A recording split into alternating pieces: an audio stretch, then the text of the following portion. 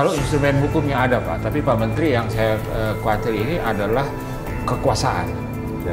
Pak Menteri nanti akan berhadapan dengan kekuasaan karena orang-orang yang pernah sekolah di situ dan mendapat ijazah di situ adalah gubernur, kapolda, jenderal gitu. Nah, sama dengan satu lembaga dulu di Cawang sini yang dipimpin oleh satu orang dari yang sekarang sudah pensiun, itu juga begitu. Itu alumni-alumninya itu jenderal polisi. Bagaimana bisa ditindak? Nah, jadi kalau instrumen hukumnya saya nggak ragu, tapi akan berhadapan dengan kekuasaan. Kalau bicara ijazah palsu di dunia pendidikan itu kan harus kembali pada apa yang dimaksud dengan pendidikan itu sendiri. Pendidikan itu kan menjadikan orang yang tidak baik menjadi baik, menjadikan orang yang tidak tahu menjadi tahu, menjadikan orang yang tidak bermoral menjadi bermoral. Nah, menggunakan ijazah palsu itu kan sebetulnya sebuah kejahatan. Nah, kejahatannya itu adalah kejahatan moral. Kenapa? Karena dunia pendidikan itu sesuatu yang bermartabat. Kalau kemudian cara mendapatkannya dengan cara-cara yang tidak bermartabat, ini sebetulnya adalah kejahatan moral.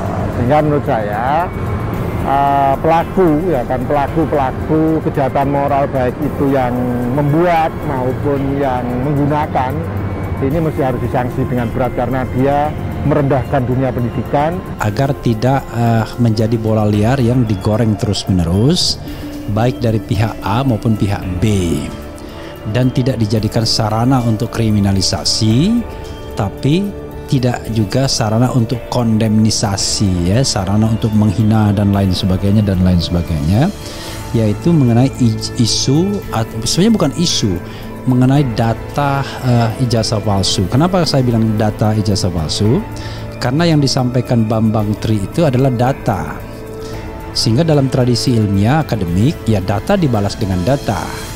Nah, salah satu institusi yang ditunjuk itu adalah kan Universitas Gadjah Mada, terutama Fakultas Kehutanan. Sehingga menurut praktisi hukum ini simple as that, yaitu UGM jangan diam saja.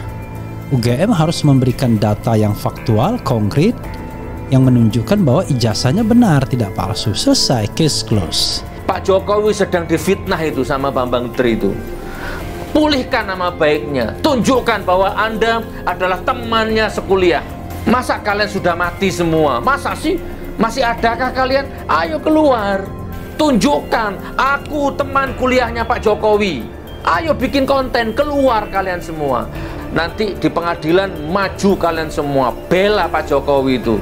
Kalau memang kalian benar-benar teman sekelasnya Pak Jokowi, ayo keluar kalian. Kasus ini mudah kok, ya, nggak usah dibuat ruwet, nggak usah dibikin rumit. Kalau memang tidak rumit dan tidak ruwet, yaitu masing-masing institusi yang ditunjuk mulai dari SD, SMP, SMA, dan kemudian Fakultas Kehutanan UGM menunjukkan data otentik. Tentu semua itu harus verified ya. Jadi tidak perlu dijawab dengan berdebat. Debat tidak penting dalam konteks ini. Yang paling penting adalah pembuktian.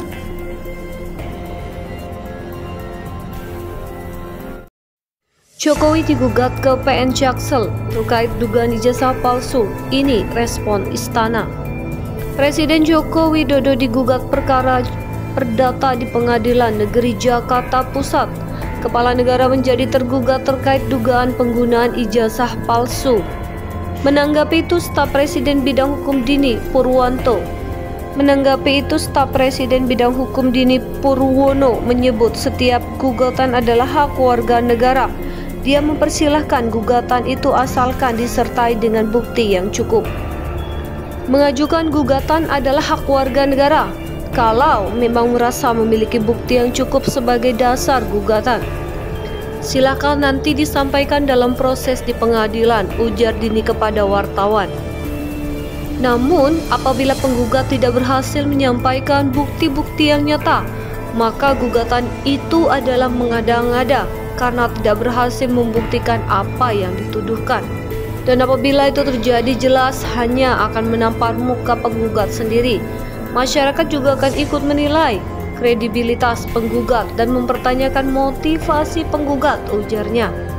Dini mengatakan masyarakat Indonesia harus bertambah cerdas, jangan membuat gugatan yang mengada-ada dan tidak berdasar. Jangan dibiasakan ngeprank aparat penegak hukum dan pengadilan dengan gugatan yang mengada-ada dan tidak berdasar.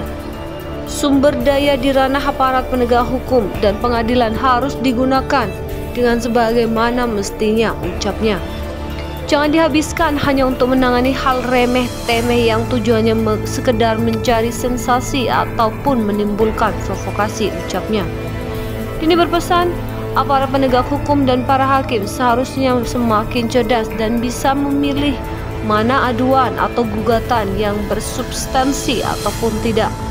Harus bisa menyusun skala prioritas dan benar. Perlu ditegakkan sanksi bagi pihak-pihak yang menyampaikan laporan atau gugatan asal-asalan yang tidak berdasar, ucapnya. Dini menegaskan bahwa Presiden Jokowi memiliki semua ijazah aslinya. Menurutnya hal ini mudah untuk dibuktikan. Sebagai informasi, Presiden memiliki semua ijazah aslinya dan ini dapat dibuktikan dengan mudah kecuali penggugat mau mengatakan bahwa institusi yang mengeluarkan ijazah tersebut mengeluarkan dokumen palsu. Kalau terkait hal ini kami serahkan kepada institusi yang bersangkutan melalui klarifikasi, jelas Dini. Penggugat dalam hal ini ialah Bambang Trimulyono yang tak lain merupakan penulis buku Jokowi Undercover. Selain Jokowi, pihak yang ikut digugat adalah Komisi Pemilihan Umum atau KPU sebagai tergugat kedua, MPR RI, serta Kementerian Pendidikan dan Kebudayaan, Riset dan Teknologi. Gugatan itu terregister dengan nomor perkara 592-PDT-G-2022 di PN Jakarta, PST tanggal 3 Oktober 2022. Klasifikasi perkaranya perbuatan melawan hukum. Hal ini dilihat dari sistem informasi penelusuran perkara PN Jakpus yang diunggah pada Senin tanggal 3. Isi poin petitum gugatan itu adalah: pertama, menerima dan mengabulkan gugatan penggugat untuk seluruhnya. Selanjutnya, menyatakan tergugat satu telah melakukan perbuatan melawan hukum berupa membuat keterangan yang tidak benar atau memberikan dokumen palsu berupa ijazah sekolah dasar, sekolah menengah pertama, dan sekolah menengah atas nama Joko Widodo. Berikutnya menyatakan tergugat satu telah melakukan perbuatan melawan hukum berupa menyerahkan dokumen ijazah yang berisi keterangan yang tidak benar atau memberikan dokumen palsu sebagai kelengkapan syarat pencalonan tergugat satu untuk memenuhi ketentuan pasal 9 ayat 1 huruf R per KPU nomor 22 tahun 2018 untuk digunakan dalam proses pemilihan presiden dan wakil presiden periode 2019-2024.